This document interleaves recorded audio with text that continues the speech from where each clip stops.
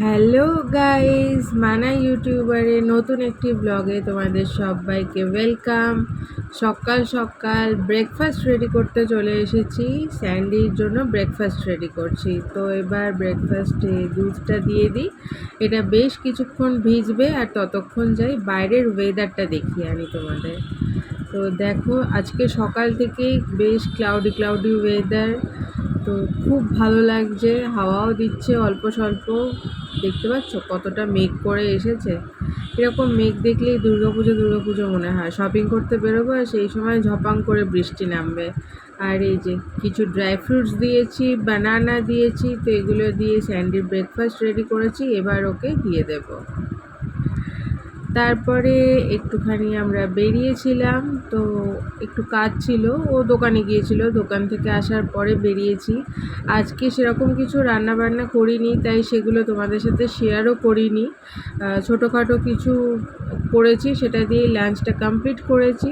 তো বেশি তামঝাম কিছু করিনি, রোজ রোজ ভালোও লাগে না সেরকম কিছু রান্না বান্না করতে। তো হালকার মধ্যেই রান্না করেছি, তাই ভাবলাম যে সেটা কি রোজ রোজ রান্না তোমাদের সঙ্গে শেয়ার করব। আর দুজনে মিলে বেরিয়ে পড়েছিলাম একটা কাজে, তো সেই কাজটা করার জন্যেই আর কি বেরিয়েছি। তো দেখো এখানে মোষগুলো দেখো কিরম যাচ্ছে। এই রাস্তাটায় এলে না এরকম গরু, মোষ অনেক কিছু দেখা যায় বিকেলবেলা। আগের দিন তো যখন আমরা এসেছিলাম, দুটো মোষ মারপিট করছিল, মানে একটা মোষ কিন্তু নর্মালি যাচ্ছিল, আর একটা মোষ এসে পিছন দিক দিয়ে ওকে ধাক্কা মারছিল। আর আমার সেই সময় ঠিক মোবাইলটা আর কি ব্যাগের ভিতরে থাকে, তো তার জন্য আর কি তোমাদের সাথে এই মোমেন্টগুলো শেয়ার করতে পারি না।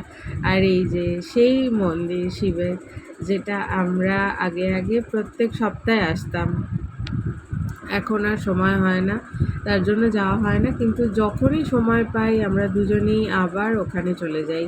বেশ ভালো লাগে রাস্তাটা। আর একটু বেশ যখন লং ড্রাইভে যাই তো খুবই ভালো লাগে। একটু চা খাই, বাড়িতে তো আমি চা খাই না, স্যান্ডি চা খায়, তো একটু দুজনে গিয়ে চা খাই, তারপর গল্প সল্প করতে করতে আবার বাড়ি চলে আসি। আর এবারেও আমরা বাড়ি যাব। ক্রসিংয়ে আমরা দাঁড়িয়ে আছি দুজনেই, কত ভিড় দেখো। যেহেতু এখন স্কুল ছুটি হয়েছে, স্কুল কলেজ সব কিছু ছুটি হয়েছে, তার জন্য ক্রসিংয়ে বেশি ভিড়। আর ট্রেন যাচ্ছে বিকেলবেলাটা, অনেকগুলোই ট্রেন থাকে আর কি, ম্যাক্সিমাম থ্রুই থাকে, তো তার জন্য দাঁড়িয়ে থাকতে হয়েছে। আর খুব ভিড়, তার মধ্যে বাজার বসেছে, সব কিছু মিলিয়ে একেবারে প্রচণ্ড ভিড়। এখান থেকে ফিরেই আবার দোকানে যেতে হবে, তাড়াতাড়িও করছি আমরা। আমরা যখন বাইরে দাঁড়িয়েছিলাম তখন ও আসেনি বলে আমরা যখন ভিতরে চলে এসেছি ও আমাদের সাথে দেখা করতে এসেছে। দেখেছো চুপচাপ কিরম দাঁড়িয়ে আছে, শান্ত। স্যান্ডি আবার ওর আইব্রোটাকে ধরে টানছে। কি বলবে বলো, ও ভালো ছেলে বলে কিছু করে না, না হলে অন্য কেউ হলো না গ্যাগ করে কামড়ে দিত। এই দেখো এবার চলেও যাবে, থাকবেও না। এ দেখো দোকানে একটা মাছি পড়েছে বলে সেটাকে আবার বাইরে থেকে দেখতে এসেছে। আর স্যান্ডি একটু ভিতরে গেছে, আর ওকে দেখেছো দৌড়ে এসে বসে আছে স্যান্ডির জন্য। কি বলবো বলো, যে স্যান্ডি কখন আসবে তারপরে ও যাবে। কিরমভাবে বসে আছে দেখেছো, আমি তো ভাবছি যে কী হলো, হঠাৎ এরমভাবে বসে আছে কেন। বড্ড বেশি ভালোবাসছে, মানে যত দিন যাচ্ছে ওর ভালোবাসার পরিমাণ তত বেড়ে যাচ্ছে। কি বলবো, আগের দিন রাগ করেছিল, কিন্তু রাগটা সব ভুলে গেছে। যেই রাত হয়ে গেছে এই এখন আবার ভালোবাসা একদম উপচে উপচে পড়ছে।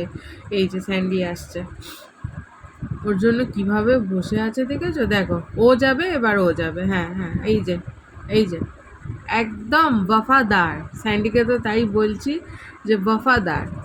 একটুখানি বিস্কিট খায় কিন্তু তার 10 ডবলও আমাদেরকে ফেরত দিয়ে দেয়। এরকম তো পাওয়া যাবে না।